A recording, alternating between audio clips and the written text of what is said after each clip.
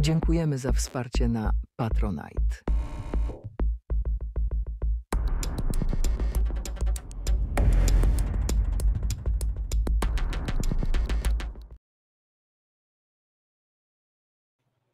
Kochani, witamy w 33. odcinku Amiga bez ściemy. No i standardowo, jak to zawsze u nas, mój przyjaciel Rafał Chyła oraz czołowy pilski amigowiec i DJ Remigiusz Remix Kolasa. Jedziemy!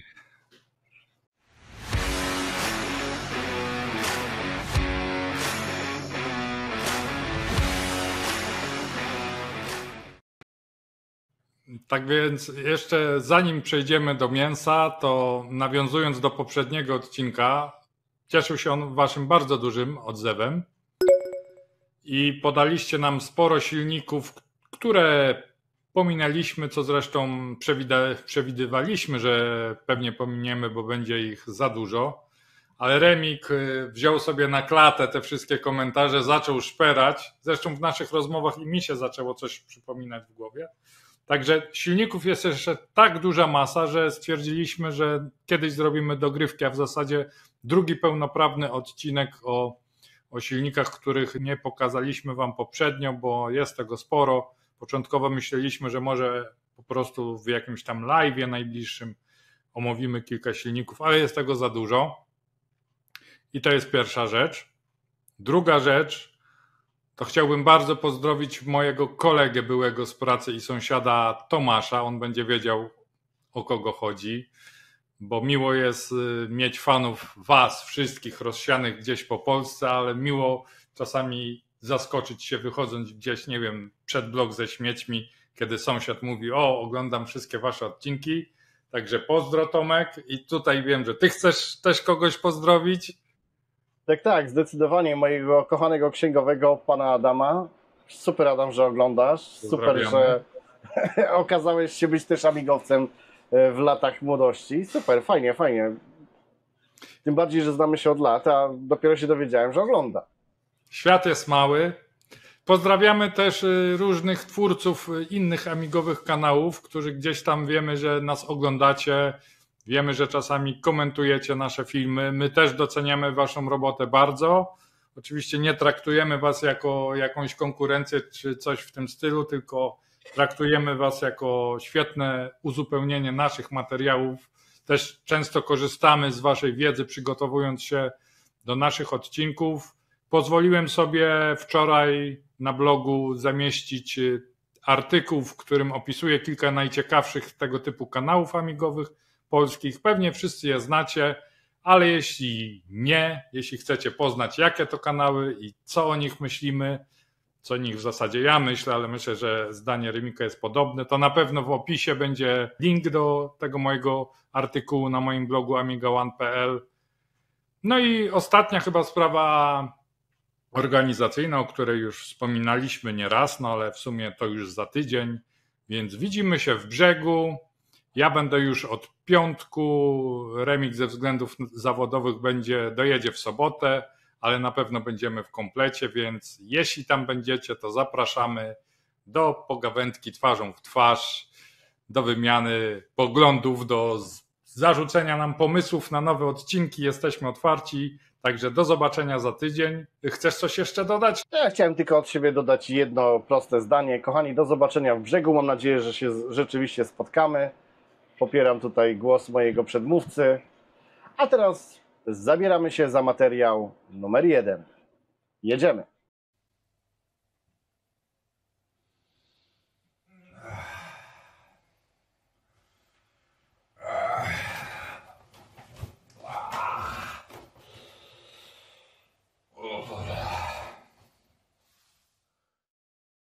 O, kto to dzwoni? Halo? Witam. Z tej strony generał Marianna Marcichowska. Kobieto, jaja sobie robisz z rana? Zaczęło się. Paliśmy ofiarą ataku hybrydowego. Wróg atakuje nasze nadajniki telewizyjne. Za chwilę przestanie działać telewizja.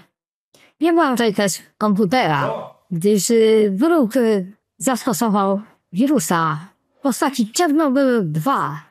Internet działa, ale tylko dlatego, żebyś wziął i pobrał tego wirusa, który skasuje ci firmware. Zachowaj ostrożność. Jeszcze raz, zachowaj ostrożność. Nie wiem, co brałaś, kobieto, ale radzę ci idź na detoks. A tak, oj, co ludzie mają w tych głowach.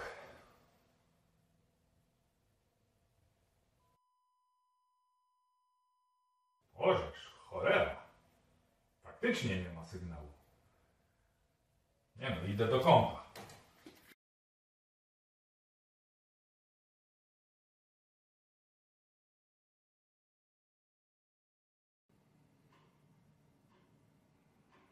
O kurde. Niemożliwe, jednak chyba miała babka rację. Co tu zrobić? No tak, o tym niszowym komputerze na pewno wróg nie pomyślał.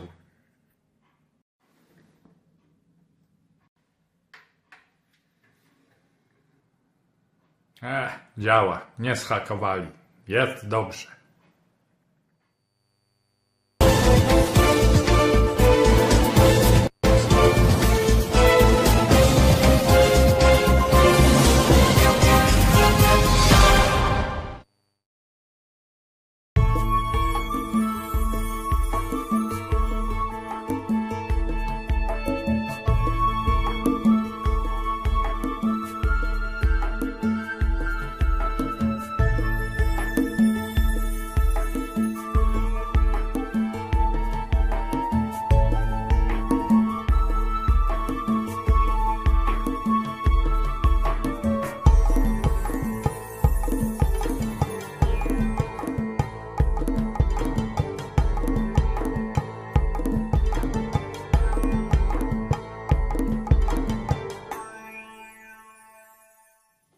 No jasne, że jestem posiadaczem porządnego komputera. Amiga górą.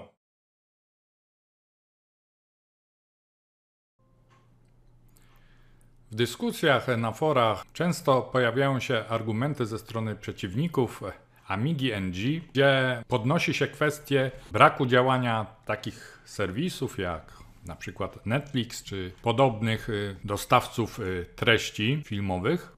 Powiem szczerze, że mnie osobiście akurat ten argument niespecjalnie przekonuje, gdyż nigdy, absolutnie nigdy na systemie Windows nie korzystałem z tego typu serwisów. Uważam, że znacznie wygodniej jednak ogląda się filmy na dużym ekranie, czy to w salonie, czy choćby w sypialni.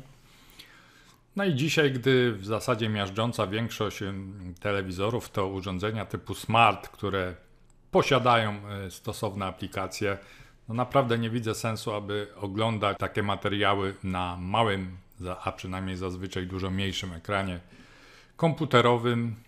Oczywiście zdaję sobie sprawę też z tego, że producenci telewizorów, chcąc wymusić na użytkownikach kupno nowych odbiorników, często dopuszczają się niefajnych praktyk, na przykład w postaci obcinania wsparcia dla poszczególnych aplikacji dla starszych urządzeń. Tu widzicie mój telewizor, który kupiłem bodajże z okazji Euro 2016, a więc ma 8 lat i jak widzicie po 8 latach są tylko już dwie aplikacje dostępne, a więc YouTube i Netflix.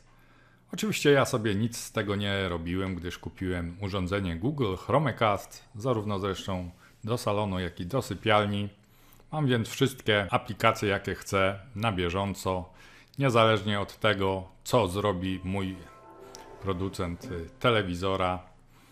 No i dodam tylko, że oczywiście jeśli jednak ktoś bardzo chciałby oglądać jakieś filmy na ekranie monitora komputerowego, to nie ma problemu, żeby na przykład do monitora amigowego, zwłaszcza jeśli ma dwa złącza HDMI, podpiąć sobie takiego Chromecasta i mamy w zasadzie dostęp do Netflixa, Maxa, Prima czy innych serwisów od strzała bez odrywania się z biurka. Natomiast doskonale zdaję sobie sprawę, że nie o to tutaj chodzi, że zaraz w komentarzach pojawią się pytania, no ale jak to jest z tą Amigą? Nie ma przeglądarki, więc nie ma serwisów. No nie do końca tak jest, gdyż akurat przeglądarka, chociaż nie podlega dyskusji, no rzecz absolutnie niezbędna, która rozwiązałaby wiele bolączek po stronie Amiga OS, to jednak w przypadku tego typu serwisów nic nie daje. Mówił zresztą o tym sam autor przeglądarki dla systemu MorphOS w wywiadzie dla podcastu AmiWigilia, że tego typu serwisy nie będą działać, gdyż w grę wchodzi tutaj licencjonowanie DRM, które jest koszmarnie drogie. Nawet gdyby jakimś cudem zebrała się odpowiednio duża kwota pieniędzy w naszym środowisku, to jeszcze nie ma gwarancji, że proces licencjonowania przebiegnie pomyślnie. Tak przynajmniej twierdził w czasach, gdy ta przeglądarka się rodziła kilka lat temu, no ale ja, chcąc być rzetelny, oczywiście sprawdziłem to na własnej skórze. Tak więc przetrząsnąłem wszystkie szafy w poszukiwaniu odpowiednich gratów, by przezbroić swoją Amigę One X5000 do współpracy z MorphOSem. Nie było to takie łatwe, szybkie i bezbolesne, o czym się przekonacie za chwilę, no ale dałem radę.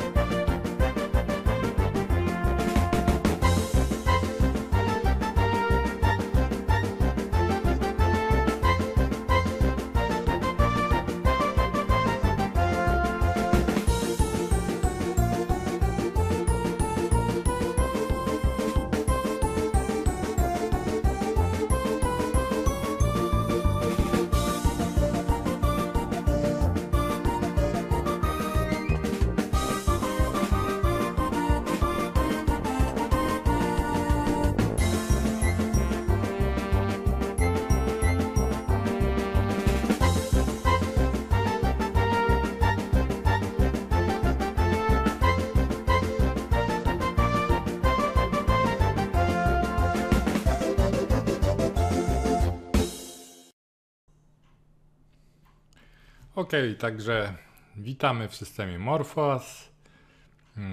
Zaktualizowałem system do wersji 3.18, przeglądarkę Wi-Fi też do najnowszej wersji. No jak widzicie, tutaj jest serwis Disney+. No niestety od już dobrych kilku, jeśli nie kilkunastu miesięcy nie korzystam z Netflixa, no ale korzystam z 3 innych serwisów, więc tutaj pokażę, jak to wygląda. No niestety nie wiem, czy to z wyniku karty graficznej, czy być może nowszej wersji przeglądarki, czy co najbardziej prawdopodobne stale ewoluującej infrastruktury sieciowej, która jest coraz bardziej obciążająca dla sprzętu. Jak widzicie, ta przeglądareczka nie działa zbyt żwawo. Pamiętam, że jakieś 2 lata temu, gdy odpalałem wersję 2.1 na MorphOSie 3.17, też wśród użytkowników tego systemu panowała narracja, że ta przeglądarka nie jest zbyt szybka, ale muszę przyznać, że wtedy na mojej Amidze One X5000 byłem pozytywnie zaskoczony. No ale teraz w tym 2024 roku widać, że no to nie jest to, co zapewnia pełen komfort.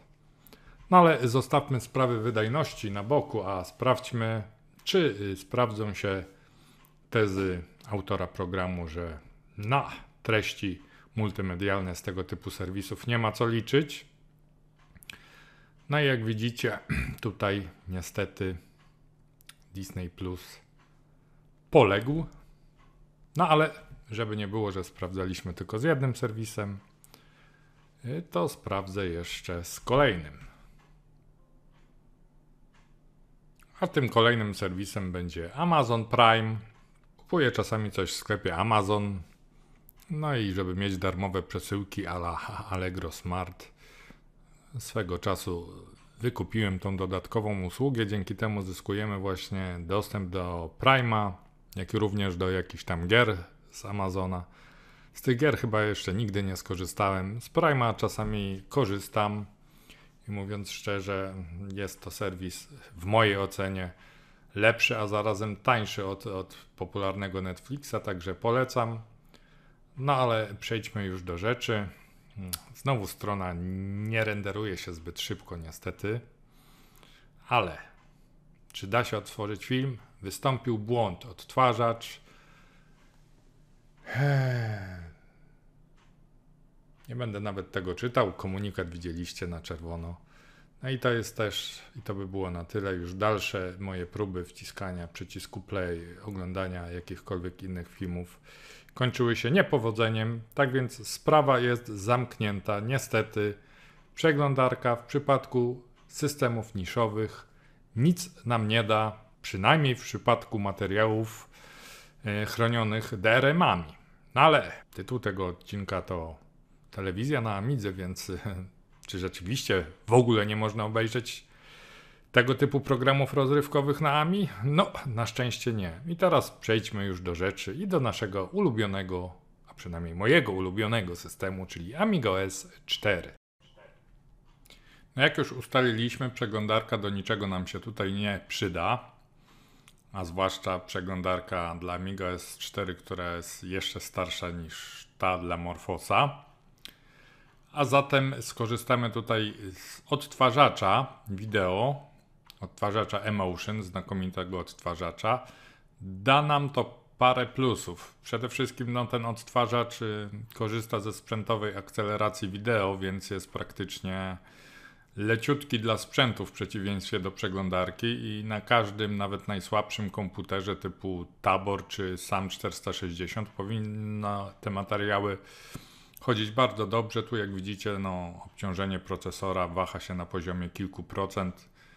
To pewnie bardziej jest związane z jakimś tam transferem danych z sieci niż z samym wyświetlaniem obrazu. Tutaj widzicie listę pobraną z serwisu GitHub. Link będzie podany w opisie filmu. No i cały myk polega na tym, żeby kopiować adresy z tej listy, wklejać w odpowiednie okienko w tymże odtwarzaczu, no i w ten sposób przełączać kanały. Tutaj jak widzicie są nawet dosyć ciekawe kanały, typu disneyowskie kanały z bajkami dla dzieci. No, dodam, że w Polsce jest około 20 kanałów FTA, takich niekodowanych, darmowych. Nie każdy z nich nadaje w sieci. Raczej Disney i XD do nich nie należy, o ile wiem. Natomiast jeszcze raz powtarzam, listę wziąłem z GitHuba, który nie jest jakby kojarzony z treściami pirackimi, więc oficjalnie na GitHubie są linki do kanałów Disneya. Bo oczywiście tego typu zestawień z różnymi stacjami telewizyjnymi znajdziecie więcej. Gdzieś tam znajdziecie je na chomiku czy w innych mniej, że tak powiem, legalnych czy oficjalnych miejscach. Natomiast ja nie chciałem się tego typu listą posługiwać tutaj na naszym kanale, więc wziąłem tylko oficjalną listę IPTV z serwisu GitHub i tam znajdziecie również także kanały Disneya, ale jeszcze inne, które tutaj zobaczycie. No na przykład są jakieś kanały informacyjne, oczywiście nie wszystkie, nie te z czołowych polskich stacji komercyjnych, no ale coś jest, tu akurat Republika nie jest nadawana w zbyt dobrej jakości obrazu, niestety tu z tymi kanałami różnie bywa, niektóre są nadawane w lepszej jakości, niektóre w gorszej. Tu jest jakieś Imperium, kanał, o którym pierwszy raz słyszę, ale przypuszczam, że to jest jakiś lokalny kanał ze Śląska prawdopodobnie. Zresztą tych lokalnych kanałów na tej liście z różnych części Polski jest tu też całkiem sporo. No i na koniec jeszcze jeden rodzynek, kolejny jakby disneyowski kanał, czyli Disney Junior. Także można powiedzieć, że dzieci mogą mieć tu też jakiś pożytek z tego telewizora na Amidze. Samo takie wklejanie adresów, no oczywiście działa, jest skuteczne, jak widzicie, no mamy obraz.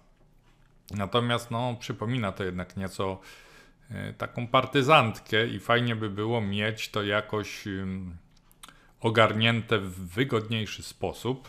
No i trwają prace nad programem Alive. Jest to program stworzony w genialnym Hollywood, ale ma naprawdę już całkiem spore możliwości. Wydaje mi się, że jego celem jest w ogóle zrobienie bazy z wszystkich, absolutnie wszystkich programów telewizyjnych nadających w internecie. Gdyż na początku jest pobierana i rozpakowywana duża lista. Program oferuje różne funkcje, podział na jakby programy nadawane w danym języku, można sobie ustawić jakość odtwarzania streamu i tak dalej, i tak dalej. Jest tego sporo jak na taki hollywoodzki program. Oczywiście można też ręcznie dodawać kanały. Niestety jest też minus zasadniczy. On jest dostępny na razie tylko do pobrania dla członków niemieckiego forum OS4 WLSD. No trzeba przyznać, że w Niemczech jest najwięcej tych kanałów chyba nadawanych tą drogą, niekodowanych.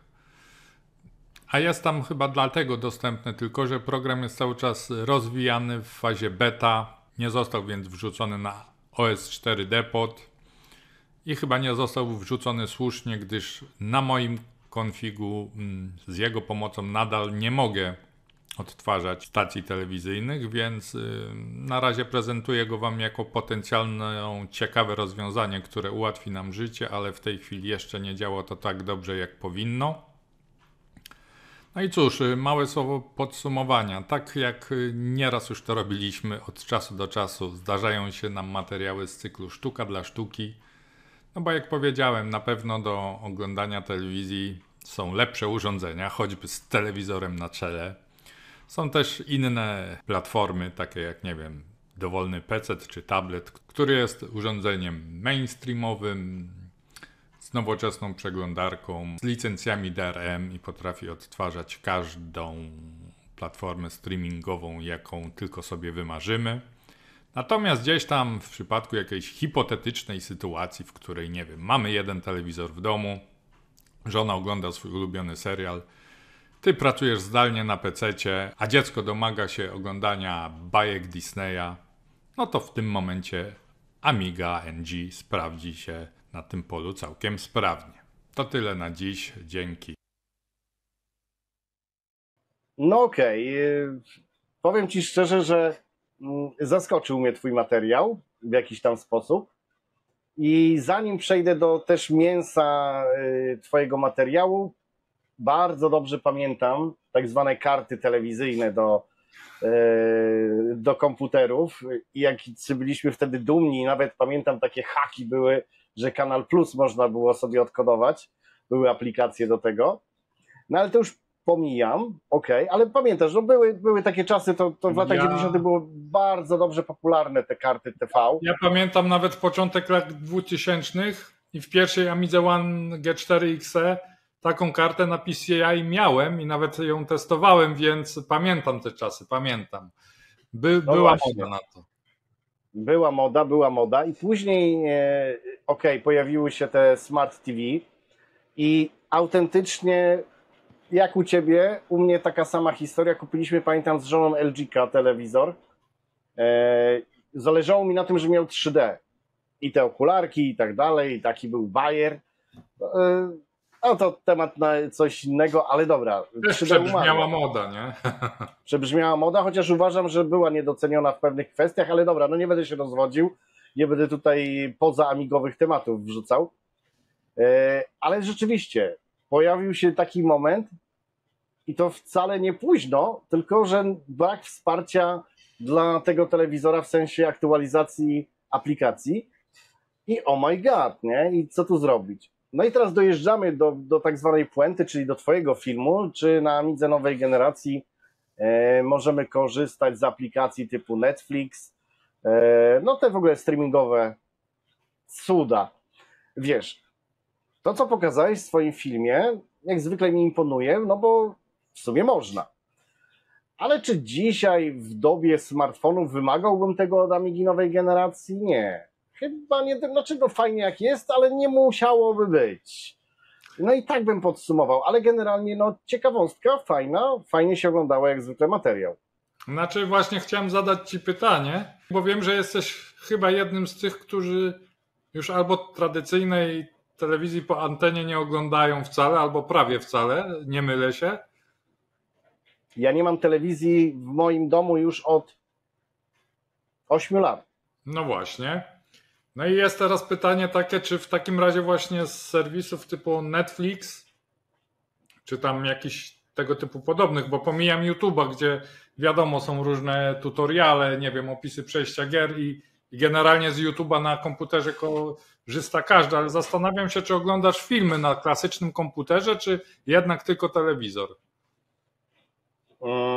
Taka hybryda, czyli znaczy mam akurat teraz aktualnie nowe telewizory, więc tam nie ma problemów ze wsparciem, bo ten LG, o którym mówiłem, już dawno u mnie nie jest, ale u mnie to jest taka hybryda i już tłumaczę, na czym polega u mnie hybryda, że po prostu znajduję sobie coś na iPhone'ie, bo używam iPhone'a, po prostu wysyłam to do telewizora i odkładam telefon i tyle, nie?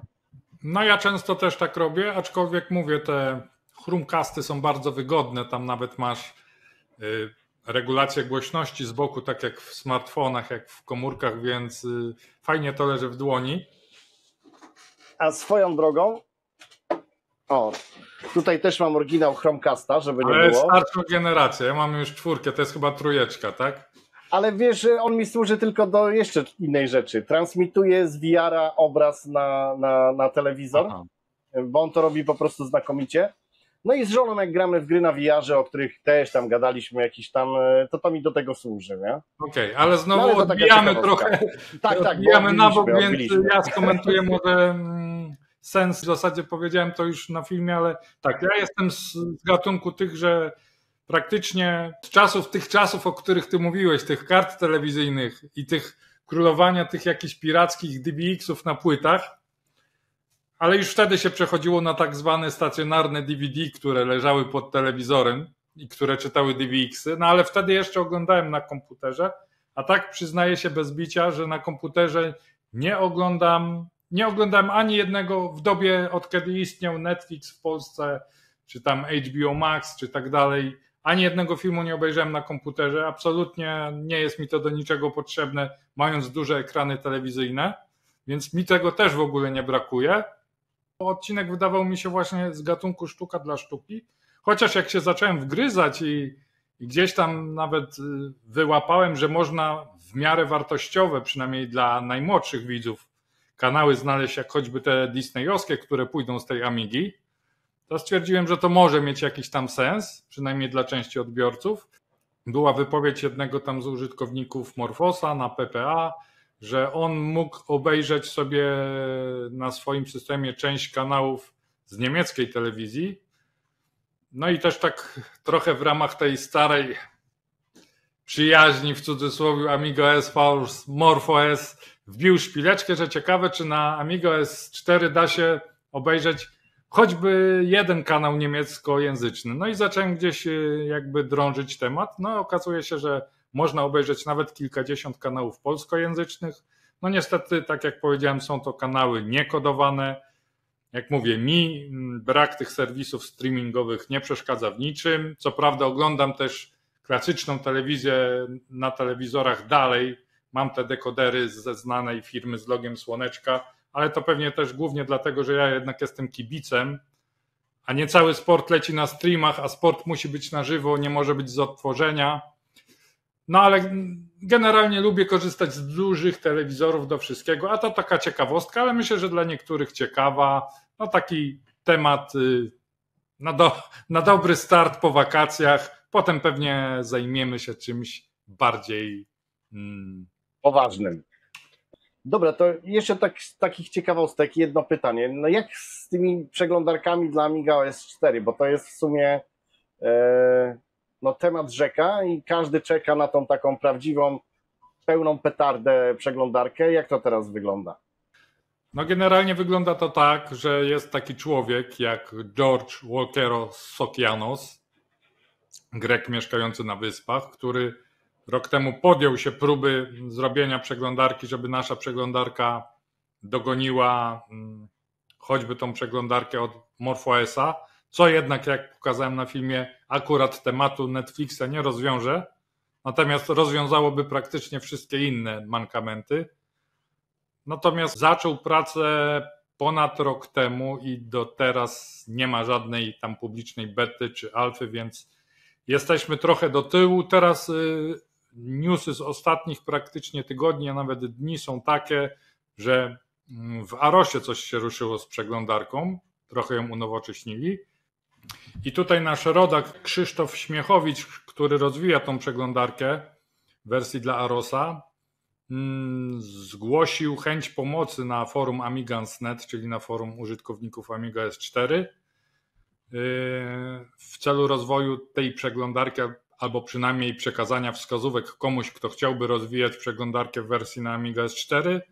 No więc trzeba być dobrej myśli. Na razie ewidentnie na polu NG, no niestety Amiga S4 w temacie przeglądarki jest lekko z tyłu, a może nawet i bardziej niż lekko. Chociaż na wielu innych aspektach, jak choćby w przypadku odtwarzaczy filmów wideo, który prezentowałem choćby do oglądania tych kanałów telewizyjnych, to z kolei jest z przodu, więc ja nadal jestem fanem zdecydowanie 4. generacji systemu Amiga OS. Ale myślę, że o przeglądarce to porozmawiamy faktycznie, jeśli ona Tak, w innym odcinku. wyjdzie i będzie co omawiać. Znaczy ja jeszcze jedno dodam od siebie, że mi się wydaje, że wiesz, w dobie dzisiejszych czasów, czyli tych wielkich korporacji, czytaj Apple, Microsoft, etc., DRM-ów, o których zresztą mówiłeś w swoim filmie, w swoim materiale, no to taka niszowa, wiesz, przeglądarka dla hobbystycznego kompa, no rzeczywiście może być problematyczna, nie? I tutaj ta walka z wiatrakami trochę taka się robi, nie? No bo te korporacje za chwilę na wszystkim łapę położą i ciężko będzie aplikację taką niszową dostosować do standardów, jakie są w ogóle, nie? Znaczy generalnie to i tak sam silnik przeglądarki to jest WebKit, czyli taki sam jak kilku właśnie tych wiodących przeglądarek, a tu jest kwestia jakby nadbudowy tego stosownym GUI i tak dalej, tego silnika, obudowania go, żeby z tego dało pełnoprawną przeglądarkę. No i też jest kwestia tego, że niestety procesory PowerPC nie są za bardzo kompatybilne z x86.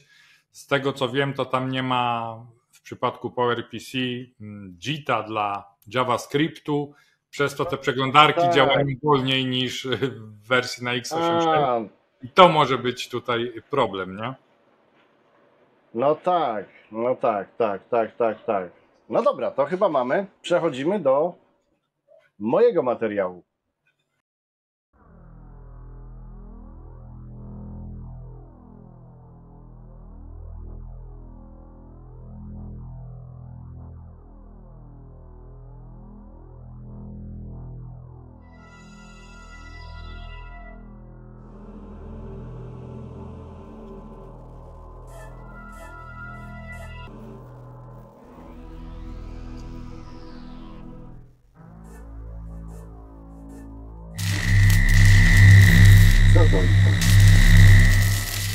Oh my god.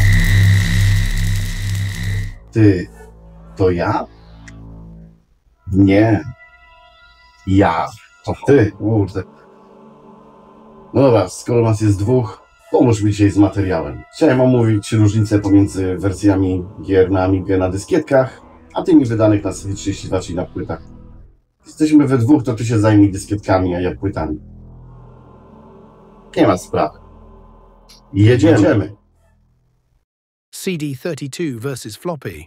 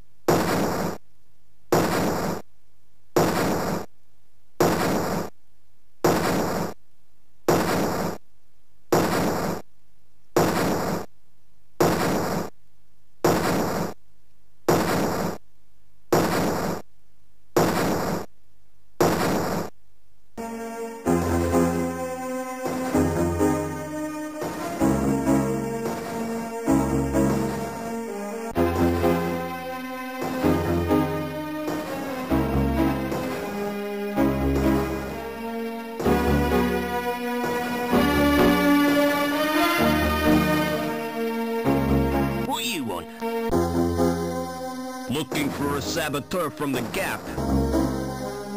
He crashed a chopper and escaped. Oh, sounds dangerous to me. Don't worry, he's not going anywhere. We cut the power to the elevator, and the crash has blocked the walkway. What if he comes in here? You'll be fine. We posted guards. And Reich wants to hunt him down personally. Right, eh? This guy must be important. Yeah, we got orders direct from Link.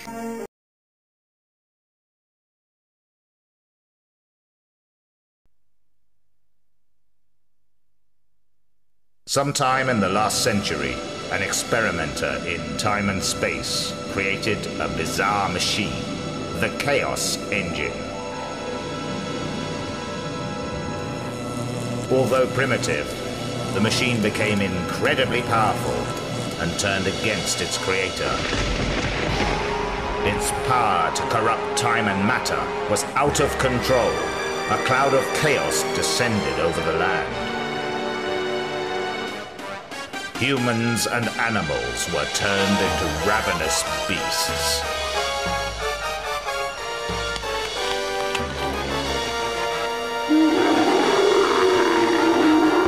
Someone must destroy the Chaos Engine before it is too late. 6 soldiers of fortune are available for hire. The gentleman, the thug, the preacher, the brigand, the mercenary, the navvy.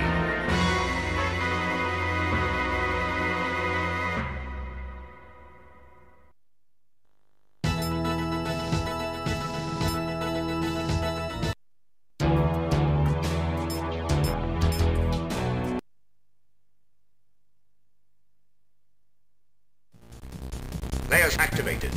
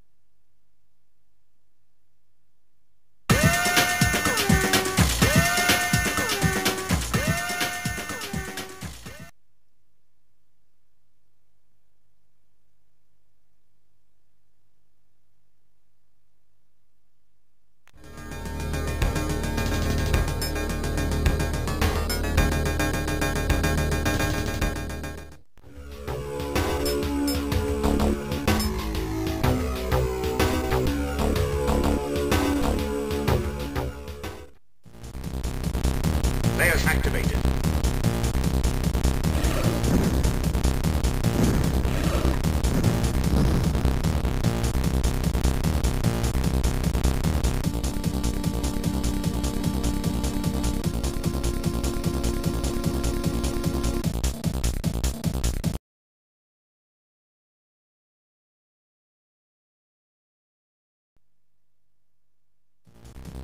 Layers activated.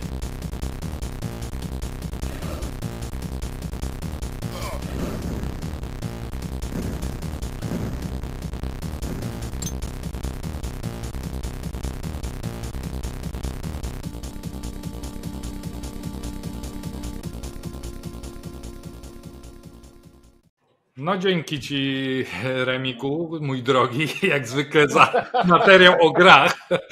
Jak zwykle za materiał o grach, gdzie niestety nasi ludzie, nasi widzowie czasami mówią, że już trochę za dużo tych gier.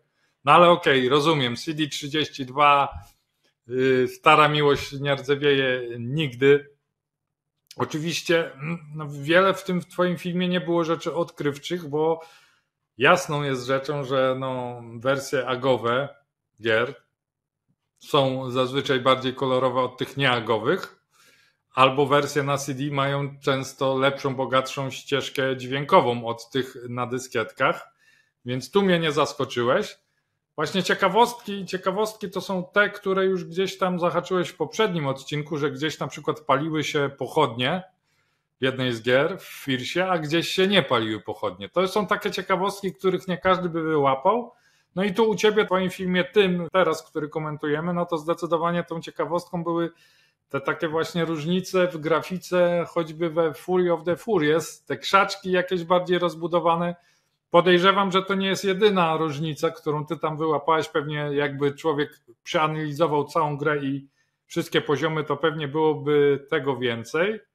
I to są takie smaczki faktycznie, które warto odnotować, bo gdzieś tam często mówiło się tak skrótowo, bo nie można przykładać jedną miarę do wszystkich pozycji, ale że miażdżąca większość gier na CD32 to była dokładnie kalka gier dyskietkowych, ewentualnie dodane jakieś intro lub właśnie ścieżka dźwiękowa, a tu proszę, można gdzieś tam i takie jakieś szczególiki odnaleźć, więc no nie zawsze było tak, że autorzy gier szli na łatwiznę, nie? Okej, dobra. Teraz ja przejmuję pałeczkę, pełna zgoda z wszystkim, co powiedziałeś. Ja też stwierdziłem w pewnym momencie, że ten film musi być jeszcze krótszy, bo lepiej będzie to skomentować niż to pokazywać. I ja teraz właśnie jakby obronię ten swój film dalej, jeżeli wszyscy stwierdzili, że zasnęli i umarli z nudów, to już go bronię. Tak jak mój przedmówca powiedział, ta ciekawostka z tymi krzakami Fury of the Furious, na pierwszy rzut oka nikt by się nie kapnął, ale tu nagle patrzysz i są 3 zamiast 1. Co to wnosiło do gry? No nic. A ile w to musieli włożyć pracy? No pewnie wiele. Chyba że zaczynali od wersji z 3, a przy 500 cieli i tam mieli pracę. To jest taka ciekawostka. Druga kwestia. Tak jak też to powiedziałeś i odnotowałeś to przed chwilą, że wszyscy myśleli, że to jest właśnie te gry na CD32 to jest kalka wersja dyskietkowa plus dodane intro, ewentualnie audio. No, teoretycznie tak, ale jednak diabeł tkwi w szczegółach. I teraz przejdę już, pominę Fury of the Furious i tu pewnie też masz rację, że gdybym miał zapał i gameplay robił jakiś większy, to pewnie wynalazłbym więcej takich krzaczków, dosłownie. Ale jeżeli chodzi o Deathmask, to jest takie ciekawe, bo ja pamiętam moje rozczarowanie Deathmaskiem CD32, że ta muzyka, którą dzisiaj oczywiście jako muzyk nawet wyżej stawiam, bo rzeczywiście jest bardziej profesjonalna, bardziej poskładana i tak dalej, ale jednak sentyment wygrywa i ja tą wersję dyskietkową tej muzyki, bo okej, umówmy się, Deathmask to gra, którą można zapomnieć i nie wracajmy, ale ta muzyka jednak z wersji dyskietkowej mi bardziej pasuje i to taką chciałem właśnie ciekawostkę pokazać, bo no ja uwielbiałem osobiście, prywatnie muzykę z Deathmask w wersji dyskietkowej i jak usłyszałem tą, pamiętam na CD pierwszy raz, no tak ale zepsuli klimat, nie? I to chciałem tylko pokazać tą różnicę. No i tu w zasadzie, no rzeczywiście taka ciekawostka z mojej pewnie sentymentalnej strony, tutaj nic to nie wnosi do tematu, no ale jednak ta różnica była i wydaje mi się, że też na odbiór gry jakoś wpływała. I teraz przechodzimy do najważniejszego, czyli Beneath Steel Sky. No to tutaj już pełna ścieżka dialogowa. Wydaje mi się z perspektywy czasu, że amatorka. Wtedy odbierałem to zdecydowanie jako pro aktorów, jakichś dubbingowych, ale dzisiaj jak sobie tak to odsłuchuję, no to mam wrażenie, że z Mufą moglibyśmy to lepiej zrobić. Ale rzeczywiście, faktem, no wtedy to robiło wrażenie. No naprawdę, to nie dość, że miałem sąsiada, który też próbował tą grę na 500 ogrywać i nie dość, że musiał wachlować dyskietkami, cudować, to jeszcze tak jak dzisiaj to słyszymy, to uderzanie tej tak, te dźwięki w tle, były fajne, no ale były w kółko, a dialog szedł. No dzisiaj to jakby od razu wyłapujemy, wtedy się pewnie cieszyliśmy, że prasa hydrauliczna pracuje, ojej, jakie to jest realne, a dzisiaj to po prostu można zwariować. A tutaj ta wersja CD32 miała też te tło muzyczne, które mogłeś sobie wyłączyć opcjonalnie, to też było ciekawe. No i jednak ta pełna ścieżka audio i zero wachlowania dyskietkami. Nie no, ta gra zdecydowanie No tutaj właśnie chciałem zyskiwała. to dodać, bo no nie jestem do końca pewien, ale wydaje mi się, że gdzieś czytałem, że właśnie w tą grę szło grać z dyskietek bez instalacji na twardy dysk, ale wachlowanie to tam było lepsze niż w Mortal Kombat. Gdzieś weszłeś do innej lokalizacji, musiałeś zmienić dyskietkę, to na pewno tutaj, gdy to chodziło z płyty, to musiało mieć główny wpływ na odbiór gry, że jednak no, nie było tej dyskoteki tak zwanej. Ogólnie a propos dialogów, to od razu przypomina mi się gra, której co prawda tu nie wymieniłeś, bo ja też nie wiem, czy ona była typowo na Amigę CD32, czy raczej była na Amigę z CD-ROMem, ale mówię tak, o Teen Agencie, tak, dokładnie. I te dialogi, ja wcześniej miałem okazję przejść grę z napisami, ale jednak te dialogi, no głupie dialogi, tak, ale jak to robiło, zwłaszcza, że tam byli goście z Top Secretu, czy Secret Service'u, nie? Secret Service. Dokładnie. No przecież główną postać to Gulasz odgrywał, nie? Jestem szefem organizacji zwanej RGB. A czemu RGB? Nawet ja nie wiem. Jest tak tajna. No i jeszcze tak mi się nasuwa, bo ja nigdy nie byłem fanem tej gry, ale nie wiem, czy ty byłeś. Chodzi mi tu o grę UFO. Wiem, że najpierw powstała właśnie wersja chyba na Amigę 1200 i dopiero po roku, czy jakoś tak, zrobili wersję na 500, żeby trochę monet zgarnąć więcej.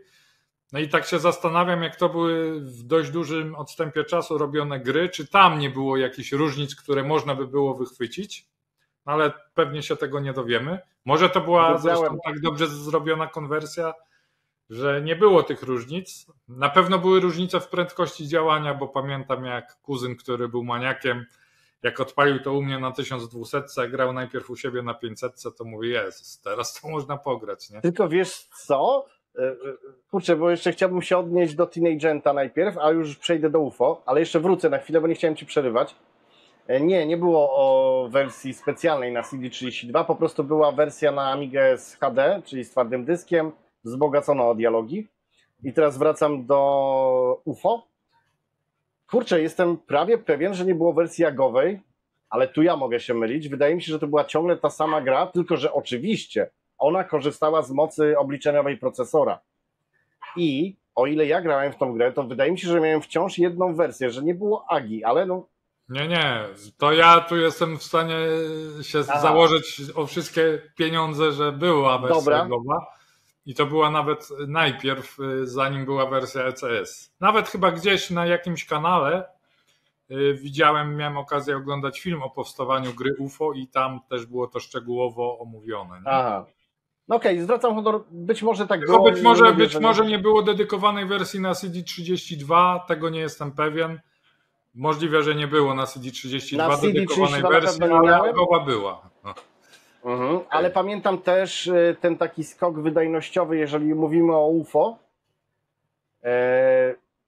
bo o ile grałem na 500+, później na CD32 z Fastem, a potem na 40 MHz, no to obliczanie ruchów przeciwników to był po prostu kosmos, nie?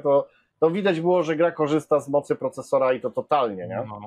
No ale znowu odeszliśmy jakby od filmu. Odbiliśmy. Twojego, więc no właśnie. Zamykając ostatni tytuł, który podałeś, czyli Chaos Engine, no tu już widać wyraźnie, co znaczy ECS, co znaczy AGA. I to też ci powiem, że gdzieś tam wspominając te stare czasy, nawet bym tego tak w głowie nie zanotował, ale jak ty to uwydatniłeś, to mówię, no tak, tu jednak była różnica. Nie?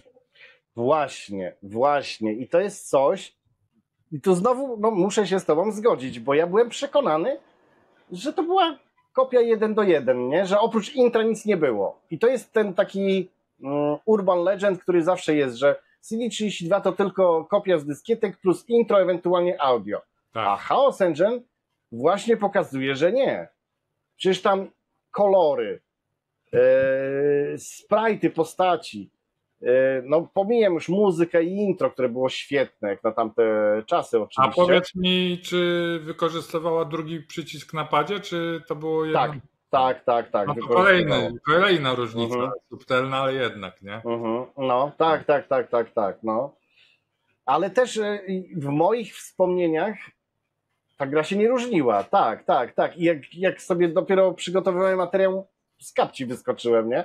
Jaka jest różnica, bo jest po prostu widoczna, nawet jakbyś zrobił, nie wiem, stop klatkę, to i tak to widzisz, nie? Tak.